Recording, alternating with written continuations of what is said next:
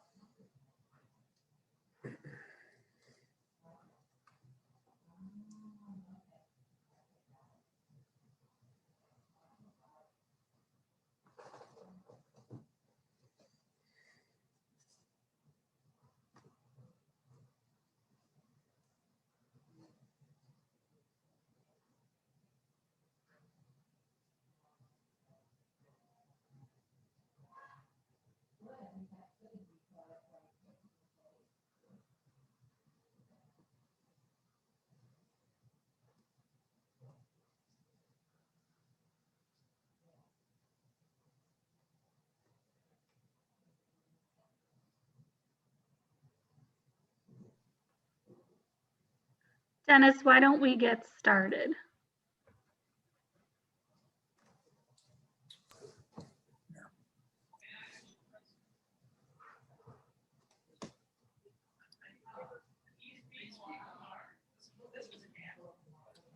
Good afternoon.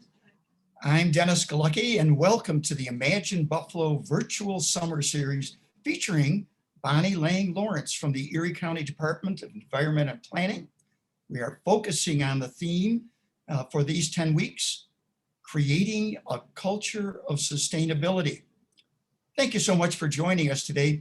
Imagine Buffalo was created over a decade ago by the Center for the Study of Art, Architecture, History, and Nature, or Cezanne as I pronounce the acronym, and ImagineLifelongLearning.com. Our program today is the 423rd Imagine Greater Buffalo program hosted by our wonderful Buffalo and Erie County Public Library System. Now, we're going to start with our speaker shortly, but first a little housekeeping. Everyone watching will be muted during our speaker's presentation, which will run about 15 minutes or so. We'll have plenty of time for questions at the end. If you do have a question, please type it into the chat box and we'll get to as many as we can. This program is being recorded. You'll be able to watch it again later on the library's Facebook and YouTube channels. And we ask if you would share the link with your friends and networks. As a reminder, life willing, we'll be here on Zoom every Tuesday at 12:30 p.m. with a great lineup of local speakers. Now, today's featured speaker is Bonnie Lange Lawrence, who is Deputy Commissioner of the Erie County Department of Environment and Planning's Environmental Division.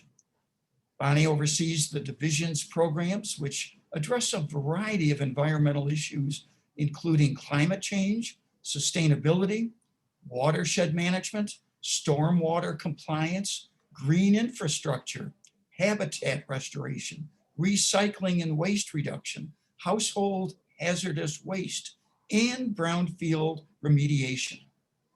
She and her colleagues are striving to make that work centered in equity. Bonnie serves on the boards of the Western New York Sustainable Business Roundtable and the Lake Erie Watershed Protection Alliance.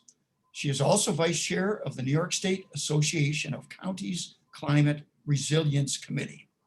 So now let's welcome Bonnie Lange Lawrence.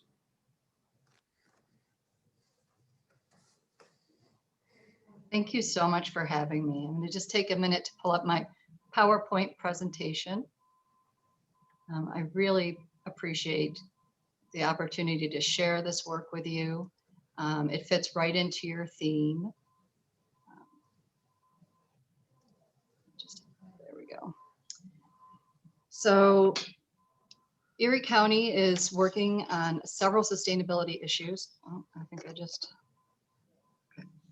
And several sustainability issues, as Dennis just described. There's a whole team of people working on sustainability in a variety of ways. I'm going to focus on our Erie County climate action planning process today and give you a little background on that. You know, in 15 minutes, it'd be hard to cover everything, but as there was a slide in the beginning and I'll have one in the end, there's going to be an event on August 5th at the library where you can learn about all of the different programs at the county. So I'm going to touch on a few things in my presentation. And just touch on climate change a little bit, the local impacts of climate change, the state, New York State climate action law, what Erie County is doing, and most importantly, how you can get involved in this planning process. We all know that climate change is happening. It's largely man-made. And there'll be a new report that's coming out from the Intergovernmental Panel on Climate Change soon. But you know, we can see already the impacts and even local impacts. We've seen more frequent and intense floods, lake effect snow. The one that I think really catches people's attention is the prediction of more increased heat events, extreme heat events and heat waves. And we really aren't prepared in Western New York for those kind of heat waves. We don't have a population with a lot of air conditioning in their homes. The infrastructure just isn't there, and it's our most vulnerable community members that will suffer from that. So Erie County has made a commitment to address climate change. And we've done that in a couple of different ways. We have a two-pronged approach. The first one is that we looked at our internal operations. We're focusing on what we can do as far as our own county footprint, our own fleet, you know, our own roads, buildings, etc. And there's also the pivot to the community-wide. So I'll touch on both of these things with a focus on our community-wide climate action planning process. County developed a climate action and sustainability plan. And that's, like I said, for our own internal operations. We set goals for that plan. And that plan was developed by a green team that consisted not only of all the departments that the county executive oversees, so things like parks or social services, but also other elected officials in the county, like the clerk and the legislature, the controller, the DA, the sheriff. They all participated in this green team and put together this climate action and sustainability plan. And it's that kind of, you know, buy-in right from the beginning that I think has led to its success. It was passed and adopted by the Erie County Legislature in early 2019. And we've been implementing it ever since. It is not a plan that is sitting on a shelf. We're implementing it and reporting out on it on a regular basis. We've been doing projects like large energy conservation projects, EV charging stations, improving our fleet, waste reduction projects. And I really want to thank our sustainability coordinator, Tracy Skalski, who really coordinated all of this effort. And she's also working on our community climate action plan. You can find out our progress about that on our website. It's erie.gov/sustainability. And the reports, the annual reports on our progress with that are there. So we have been making a difference. We're close to our goals for 2020. Our greenhouse gas inventories are a little bit behind because we don't have the data right away, but we should have our 2020 inventory done soon. And we anticipate that we're going to meet that 32% reduction goal that we had set, mainly because of energy conservation projects that we've done and our fleet fuel economy.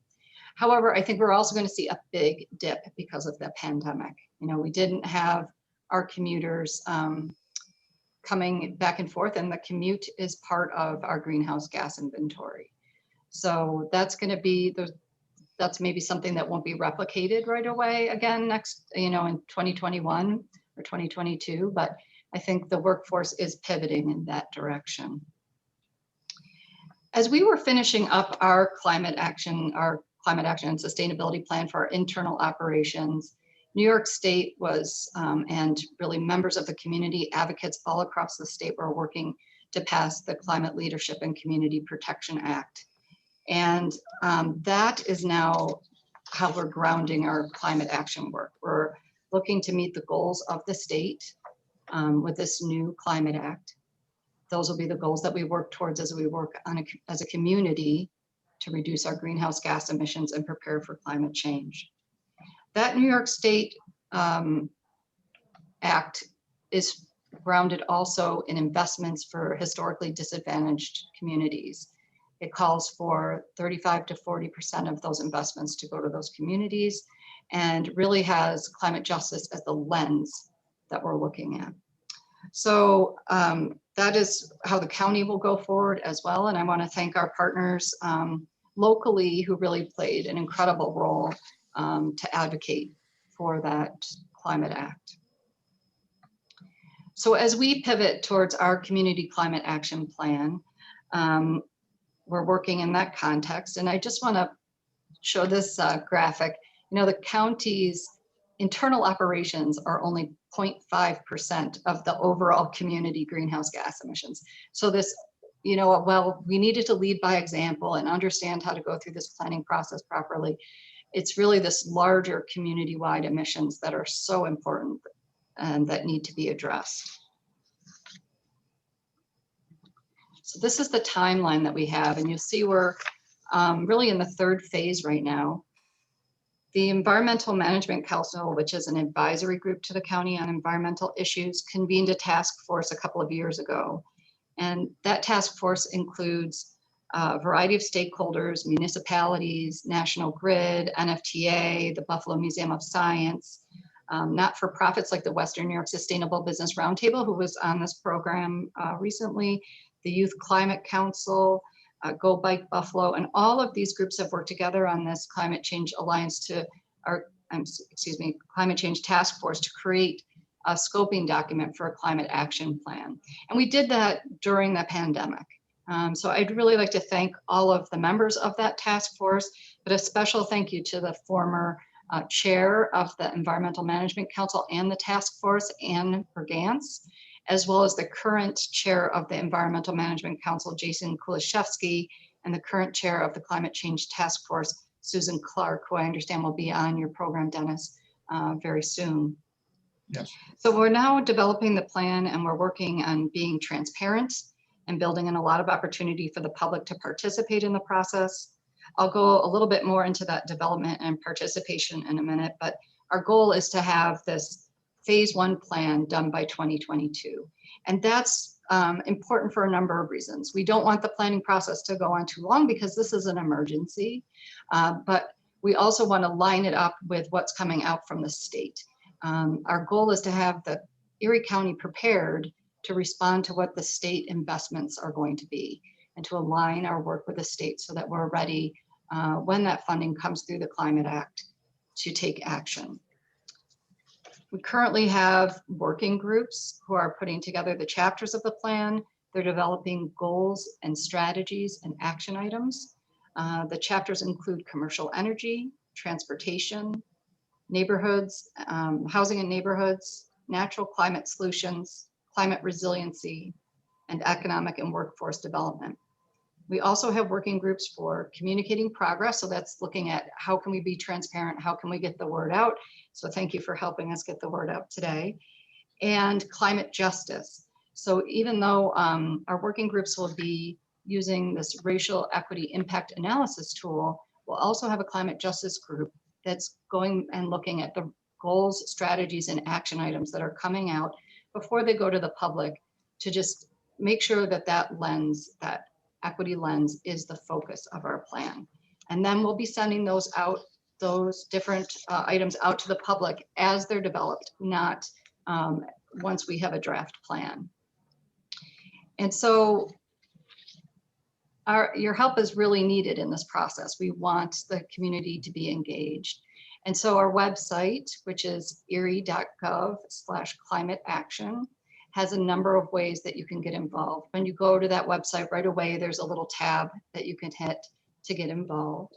And it comes up with these different kind of options.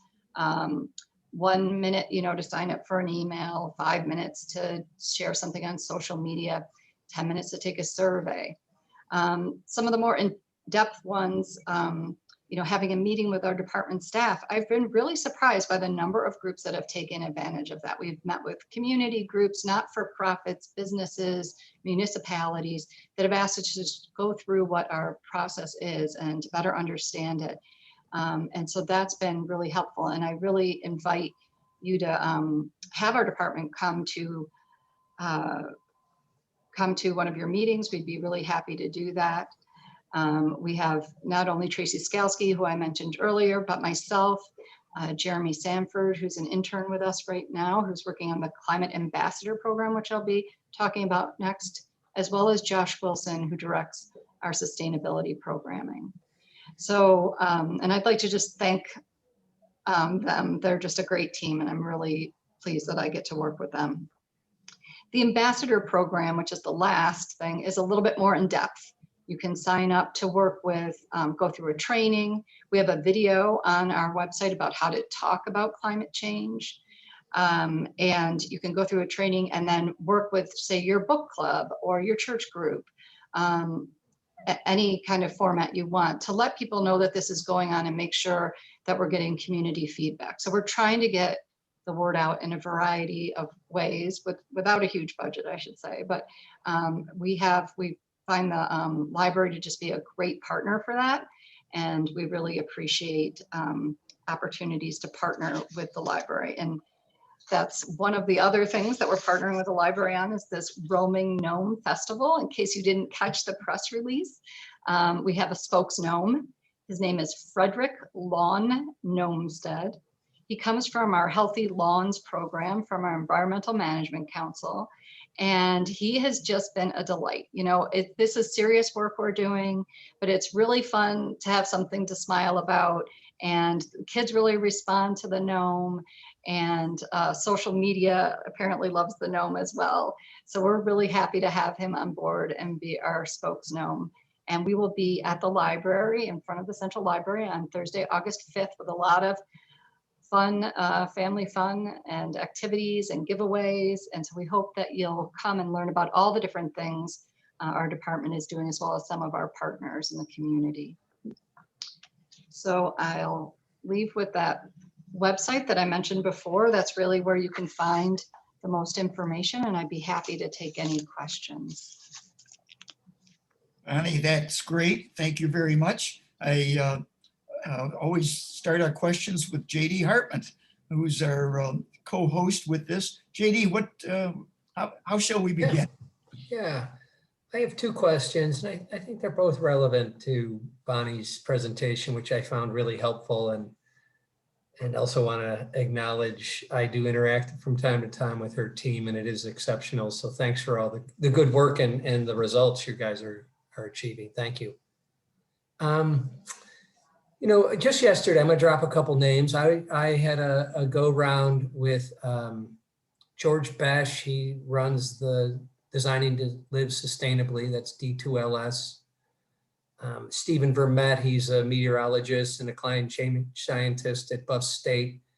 And Michael Shelley, who's an environmental economist out of UB, and myself. And so we're, you know, we were at the cutting edge of Buffalo being kind of a climate change refuge, quoted in the New York Times, also the Harvard Business Review article that's, you know, put Buffalo on the list of climate change refuge. So anyway, and our concern was like, we think it's a two-headed approach attack. One is, you know, to thwart the rising Earth's surface temperatures by reducing greenhouse gases. And we see a lot of progress being made there. Problem is, you know, the scientists even wonder, are we past the tipping point? And, you know, and it just takes so long to turn the ship. Our goals are around 2030, 2050. But anyway, and we think that the other,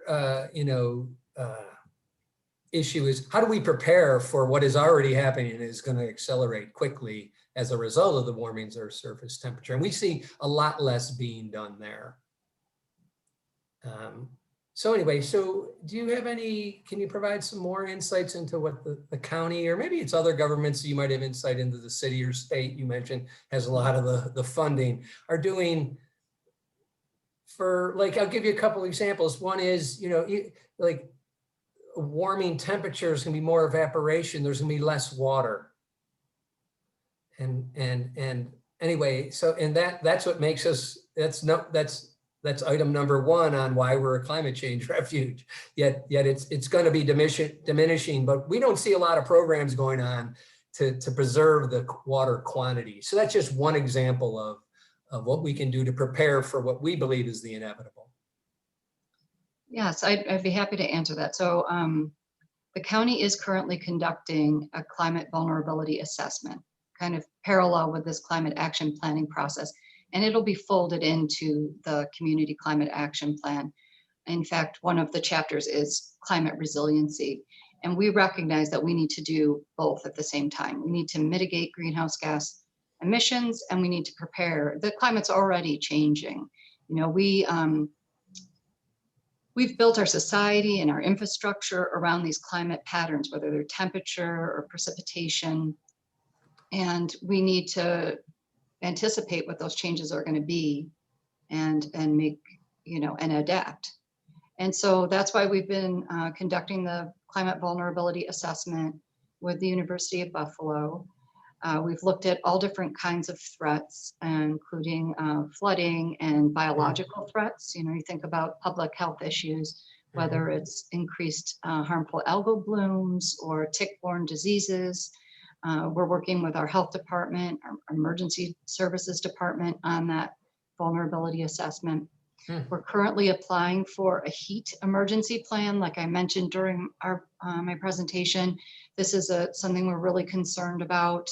You know, our older population, especially vulnerable to high temperatures. And so figuring out ways to address that.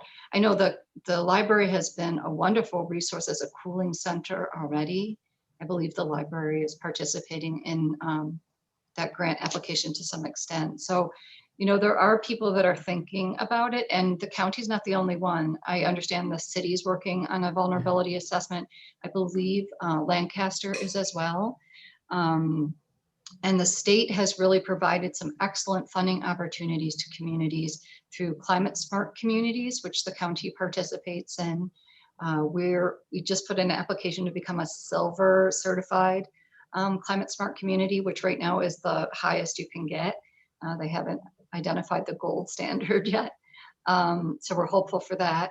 And that's an opportunity for municipalities and others to work on this kind of climate vulnerability, as well as NYSERDA's Clean Energy Communities Coordinator really has been an asset to the county and municipalities. That's also Jason Kulishevsky, who's the chair of our Environmental Management Council. So he has a team working on that here as a contractor to NYSERDA. So I think, I think there are things going on, and sometimes we're so busy with our heads down trying to get the work done that we're not really good at like shouting out what we're doing.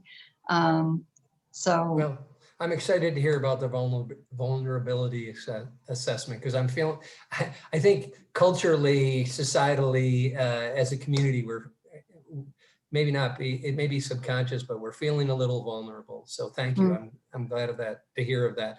The other quick question, you showed the pie chart where the county itself, its operations make up a very small part of the greenhouse gas emissions in the county.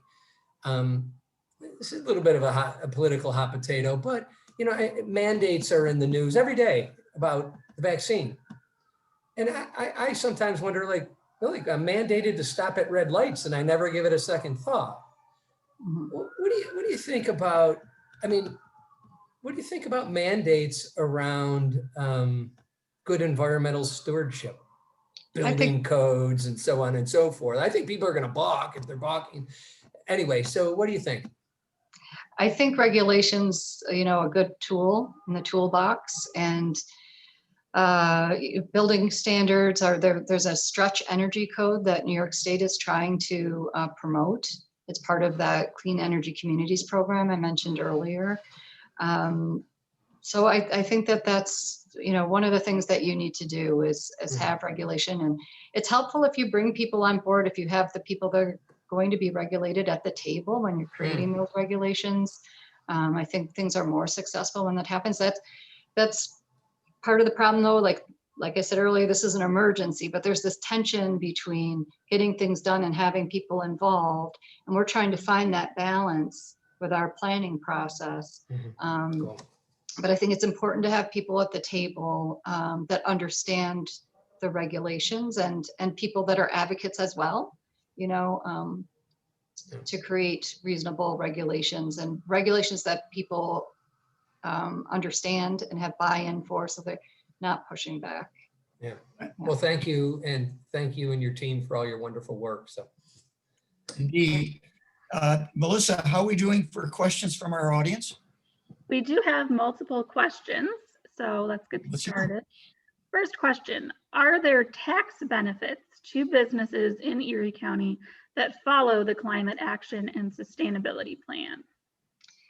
Well, the plan's just being created now, but that's an excellent suggestion. And I would say you should go to our website, erie.gov/climate action, and put that suggestion in.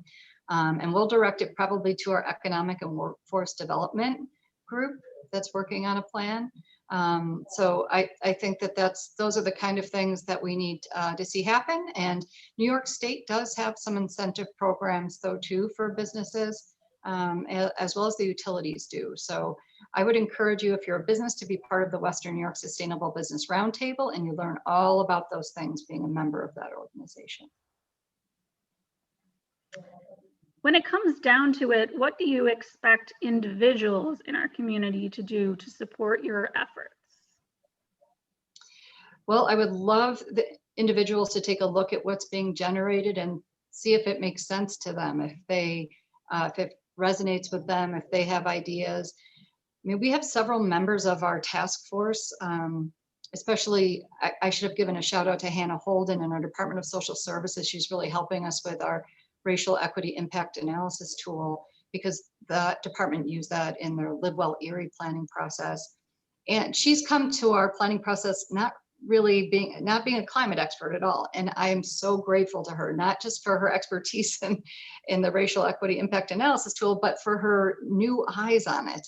And even Joy Testis and Quino has been on our task force from the library, and having people that don't talk about this every day, it's important to have their input. So taking a look at, if you scroll down, you go to that website, you scroll down, there's the planning documents. That's where you can, make comments right there on the different documents, the timeline, the scoping document, the outline. Those are the things that are there right now. Where can we find out more information about the Climate Smart Communities Initiative? If you Google New York State Department of Environment, well, if just New York State Climate Smart Communities, you should be able to find it really easily. I don't have that website off the top of my head, but that would be where I would start. Or if you're a municipality, Jason Kulishevsky at the UB Regional Institute would be a good person to contact, because that Climate Smart Communities is part of the New York, the NYSERDA Clean Energy Communities. There's two different programs. They sound a lot alike, but they're two different things. A DEC program, which is Department of Environmental Conservation, and a NYSERDA program, which is New York State Energy Research and Development Authority. I did find the website. I will put it in the chat. It's climatesmart.ny.gov. Thanks, Melissa. And Dennis, I'm going to send it back to you. Those were the questions that we had. Great questions. Thank you, Melissa. Last week we had the Al Berman from the New York State Power Authority. And I asked her, does New York State see itself as a leader in working towards sustainability in the country? And she felt New York State does. So I'll pose the same question to you, Bonnie. Within New York State, do you see Erie County taking a leadership role as the Queen City of the Lakes? As JD pointed out, it's this climate haven, perhaps because of our proximity to fresh water. We in Chautauqua are the New York State counties that border Lake Erie, certainly, and then a host of them along Lake Ontario. That's a big deal. I really think we can be and should be a leader, but what's your perspective? We are taking a leadership role, I believe, in the New York State Association of Counties. As you read on my bio, I'm vice chair of our Climate Resiliency Committee, and that is a committee that the county executive, Mark Bolenkars, requested that association start. He was the chair of it until recently, and now I'm playing a role as a co-vice chair, and someone from Tompkins County is chairing it. But we are playing a leadership role among counties, for sure. And we, like I said, we just applied for Silver Climate Smart Community certification. I think there are only 2 or 3 other counties that have received that designation. So we're trying to make sure that we're in a leadership position. It's important to us. Good to hear. One other variation of that, JD, and then I'll get to you, but I want to tie it into my observation. This is about a culture change. And it seems to me the country developed a culture change around STEM and the idea that we incorporate science, technology, engineering, and math, and especially towards young girls and young ladies and all people, that we encourage that awareness. And it just strikes me somehow then we, over the years, incorporated that into the culture of all the way from pre-K up to post-high school. How does the county connect with education so that if the county's initiative, which I see the county spearheading, isn't just left to everybody to figure out their own path? You mentioned grants for Lancaster or this town or that school system, or how does it coordinate that effort and develop, maybe it's a decade-long culture change, much like STEM has been, but at the end of it, you've really created a change in the culture. I think we have, and I think we could. What's your sense of that? Well, we've had some programs where we work with the schools for sure. We found lately that the schools are very stressed. I mean, besides even before the pandemic, very stressed because they have so many different topics they have to hit. There are some local people that have really worked hard to create some climate change curriculum for the schools. And I think that that's really great. What we've focused more on is engaging community groups where there's more time, whether we're working with Girl Scouts or Boy Scouts or groups like that. That's been our way to get into the community. And we'll continue to do that, and working with places like the library. I appreciate that. That's a lifelong learning center, and it's really is New York State Education Department. So, your input though is how do we coordinate this? So the city, the county, the municipalities, the school systems are all kind of going in the same direction, not just you marching alone and hoping Yes. everybody follows you. And I wouldn't say I'm marching alone. You know, we're not marching alone at all. We have municipalities that participate in the task force. There's these state agencies that I mentioned before that are really working hard and bringing the municipalities along. You know, the county works with our Environmental Management Council that has representatives from different municipalities. So that's one of the ways that we engage with municipalities within the county. We do have given presentations to the Association of Governments, to the different mayors and supervisors. So we'll continue to do that too. But I wouldn't say we're marching alone at all. Good. Maybe people are marching a little more quietly than we should, but I feel like there's a lot of momentum. And, you know, the University at Buffalo is a good example. I mean, so much work is going on, so. Well, and again, I didn't mean to imply you alone, but in a leadership role, the county can coordinate all these disparate groups. I think is the most logical one to do it, and then connect with other counties, obviously. Yeah. Jake, you had a Yeah. question to wrap us up? Yeah, real quickly. So, you know, I'm a financier, I'm an investment guy, and if I could own anything right now, it'd be fresh water. I really think it is and will be the most valuable commodity on the planet. Yet we have a combined storm sewer overflow problem. Matter of fact, I was out on the breakwall trying to go swimming on Sunday, and after the heavy rains, no sane person would swim in that water. So if I owned all the water and people were dumping raw sewage into it, I'd be nuts. What are we doing about that?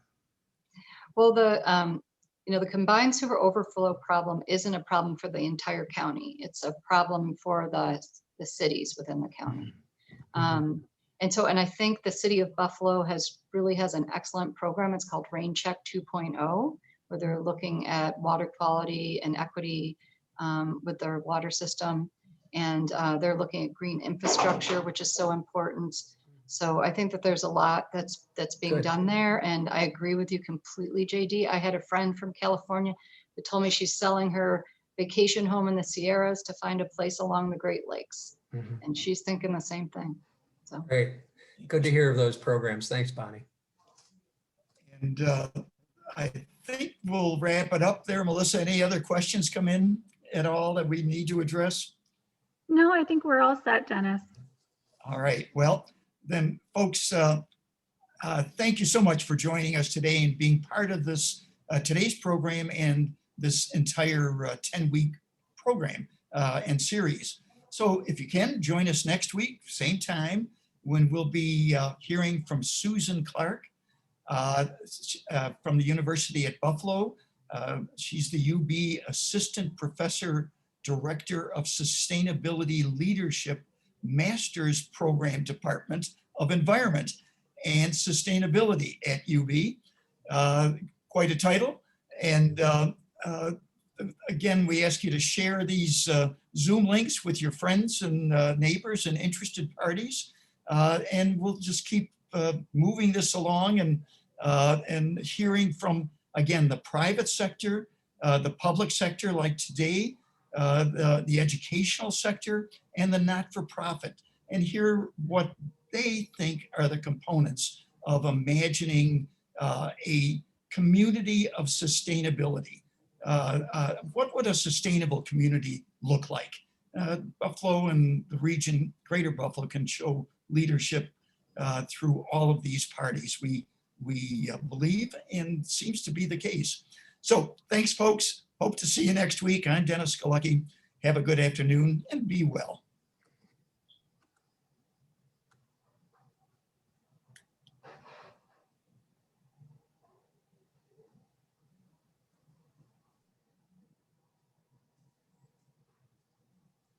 What's this guy's name again, Bonnie? Frederick Lawn Gnomestead. We're calling Freddie the Gnome. He's on Instagram.